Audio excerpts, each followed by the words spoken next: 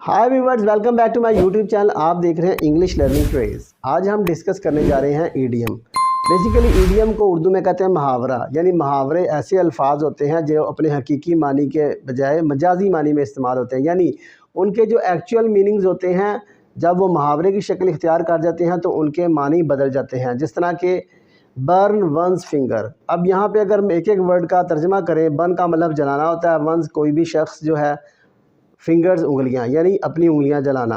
लेकिन जब ये ईडियम में इस्तेमाल होता है तो इसका मतलब होता है नुकसान उठाना। So let's start today's video. पहले नंबर पे जो हमारे पास ईडियम है वो है play ducks and drakes. Play ducks and drakes, बेदर्दी से ज़ाया करना, केयरलेसली किसी चीज़ को ज़ाया करना। फॉर एग्ज़ाम्पल, कोई शख्स अपने वालिदैन की जो दौलत है उसको ज़ाया कर रहा है, उसको कोई परवाह नहीं, उसके लिए भी आप इसको यूज़ कर सकते हैं। He is playing ducks and drakes with the wealth of his father. He is playing ducks and drakes with the wealth of his father. Next जो idiom है वो है to beat about the bush. अमूमन आपको पता है लोगों की आदत होती है गप्पे मारने की, irrelevant टॉक करने की, यूज़लेस टॉक करने की, तो उनके लिए आप इस्तेमाल कर सकते हैं। आप कहेंगे come to the point, यानी जो असल मौजू है उसकी तरफ आएँ। Don't beat about the bush, इधर उधर की गप्पे मत हाँकें। Come to the point, don't beat about the bush. आगे देखते हैं burn one's finger. Burn one's finger यानी अपनी उंगलियां जला लेना। बेसिकली इसका मतलब तो ये है, लेकिन ईडियम के लिहाज से इसका मानी है नुकसान उठाना, यानी इसके एक्चुअल मीनिंग से डिफरेंट मीनिंग्स हैं इसके ईडियम में।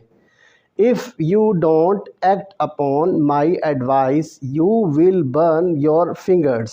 If you don't act upon my advice, you will burn your fingers. अमूमन आपके जो बड़े हैं वो आपको समझाते हैं, जो आपके वेल विशर्स हैं, कि आप हमारी नसीहत पर अमल ज़रूर करें और इसके लिए आपका ही फ़ायदा है।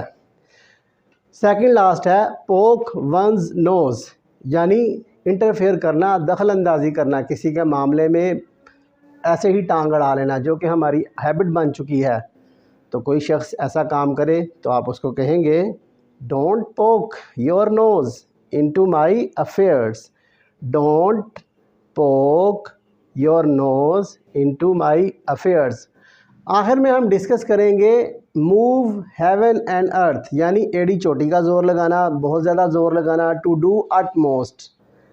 He moved heaven and earth to get a job. He moved heaven and earth to get a job. I hope कि आपको वीडियो इंटरेस्टिंग लगी होगी। ऐसी ही मज़ीद इंटरेस्टिंग चीज़ें सीखने के लिए आप मेरे चैनल से जुड़े रहिए। मिलती हैं अगली वीडियो में, तब तक के लिए अल्लाह हाफ़िज़।